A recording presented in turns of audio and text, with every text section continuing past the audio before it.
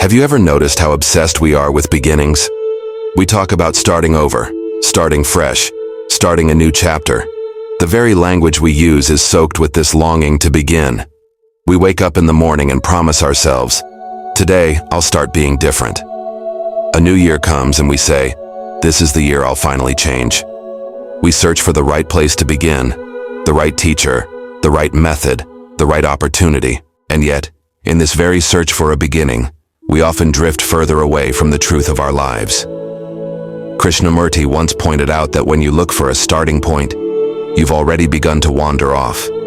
Because what is this search for a beginning? It's an escape. An escape from the reality of what you are right now. It's a refusal to look directly at the fact of your life as it stands in this moment. We think, if I could just start fresh, everything would change. But that thought itself is the continuation of the old. Think about it. When you decide to start tomorrow, what are you really saying?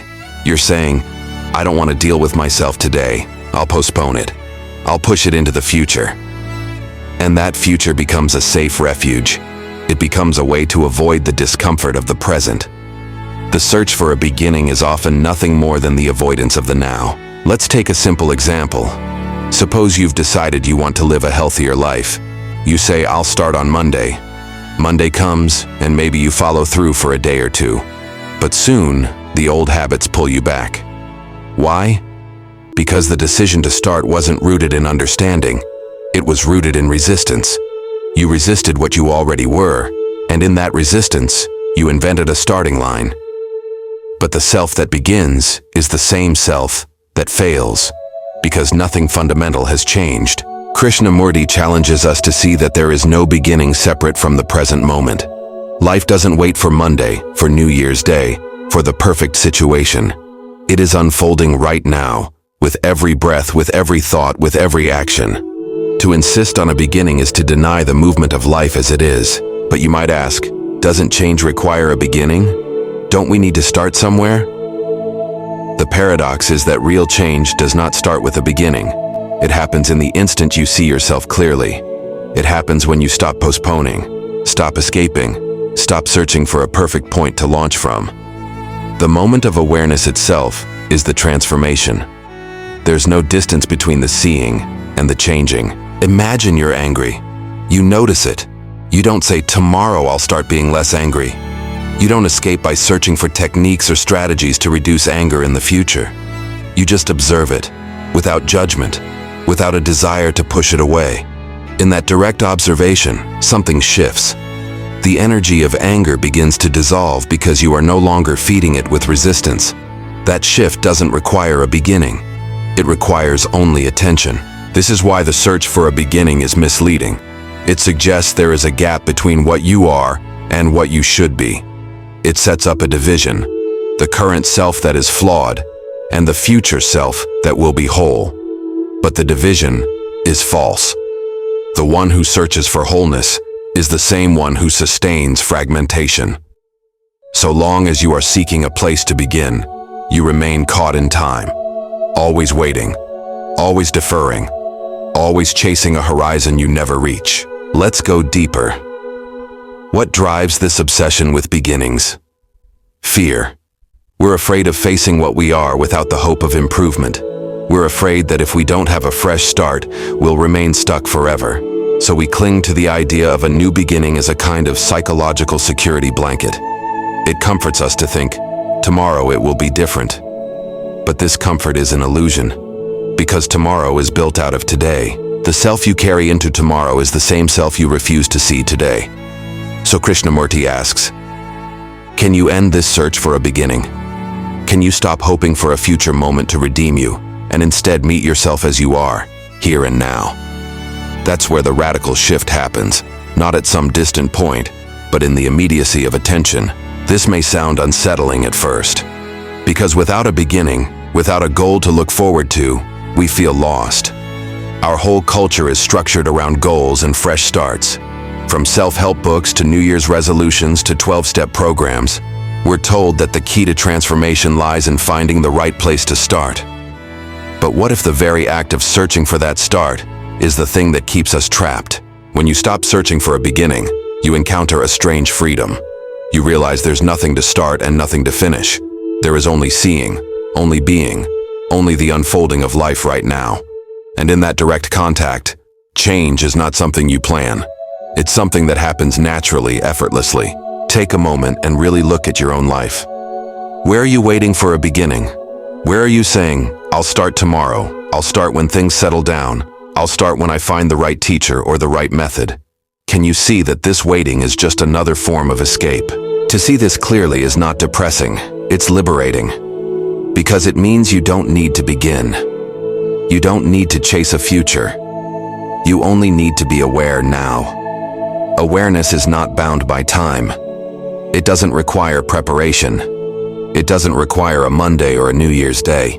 It simply requires that you look without running away. This is what Krishnamurti meant when he said that the search for a beginning is already the movement of being lost. You're lost the moment you say, where should I start? Because life has already begun. It's here, it's happening. And the only question is, are you present with it? Or are you escaping into the fantasy of a new beginning? So let's slow down here. Let's not rush to a conclusion. When you hear these words, something in the mind immediately wants to say, all right, I get it. I won't search for a beginning anymore. So how do I live differently from now on? Do you see the trick the mind is playing? It turns the insight into another beginning. It says, from now on, I will stop searching. But that too is another search.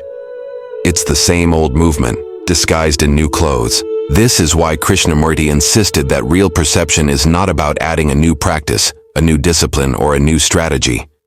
It's about seeing the movement of the mind as it is. When you see how the mind constantly creates these false beginnings, you don't have to fight it. You don't have to say, I will stop this habit. The very seeing of the pattern is already the ending of it. Think of it like this. If you walk into a dark room, you stumble, you get hurt, you feel lost. But the moment you switch on the light, the stumbling ends.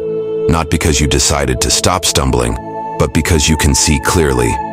Awareness is that light. It doesn't need effort. It doesn't need a plan. It doesn't need a starting point. The light itself is the ending of darkness. So in your daily life, the question is not, where do I begin? But rather, am I aware right now? When you feel jealousy, anger, loneliness, boredom, do you immediately push it aside, or do you look at it directly? Do you try to escape by saying, tomorrow I'll be better? Or can you stay with what is happening without running, without postponing? The beauty of this approach is that it doesn't divide your life into fragments of old and new, past and future, failure and success. There is only one movement, and you are meeting it freshly in every moment. The search for a beginning creates fragments. Awareness dissolves them, and yet, many of us still feel resistance. We want a path, a clear direction, a set of steps to follow. We ask, if there is no beginning, then how do I move forward? But maybe that very question comes from a false assumption, that life is something to be moved through as if we are climbing a ladder toward a destination. What if life has no destination? What if life is not about progress, but about seeing? That doesn't mean we become passive. It doesn't mean we stop acting, stop living, stop engaging with the world. On the contrary, when you are not caught in the illusion of beginnings, you act with more clarity, more intelligence, more energy. Because you're not waiting, you're not deferring, you're not building castles in the future. You're meeting life directly. Let's make this more concrete. Suppose you have a conflict with a friend. You've been carrying resentment, maybe for weeks. The usual response is to say, I'll fix it later, I'll apologize next time, I'll start a new chapter in that relationship. And so the tension lingers, the distance grows. But what happens if you drop the idea of a beginning altogether? You don't wait for the perfect time. You see the resentment as it arises. You acknowledge the hurt. You speak honestly right now. The healing doesn't need a beginning, it needs attention. Or think about your personal habits, maybe procrastination, maybe endless scrolling on your phone. You tell yourself, I'll start being more disciplined tomorrow. That's the trap. Tomorrow is always tomorrow. But if you bring attention to the habit in the very moment it happens, if you watch the impulse to scroll, if you notice the discomfort that drives it, You are already free from it, at least for that instant. And that instant of freedom is real. It doesn't require a plan. It doesn't require a beginning. Do you see the difference? A life built on beginnings is always postponed. A life lived in attention is immediate, alive, present. That's what Krishnamurti is pointing to. Not some ideal future, but the end of postponement. So the real challenge is not to find a place to begin, but to see what is happening right now. When you are attentive, there is no tomorrow waiting to rescue you. There is no special point where life suddenly starts. Life has already begun, in this very breath, in this very thought, in this very feeling. Krishnamurti said, "Truth is a pathless land." In the same way, change has no beginning. It is not the result of effort, nor the promise of a future. It is the instant of awareness, the moment you see clearly. That clarity itself is transformation. It doesn't wait, it doesn't build, it doesn't depend on time. So the next time you hear yourself say, "I'll start tomorrow," notice it. See how the mind is escaping. And instead of chasing a beginning, meet life directly, now. Because freedom does not lie in a future start. It lies in ending the search. And that ending is the true beginning.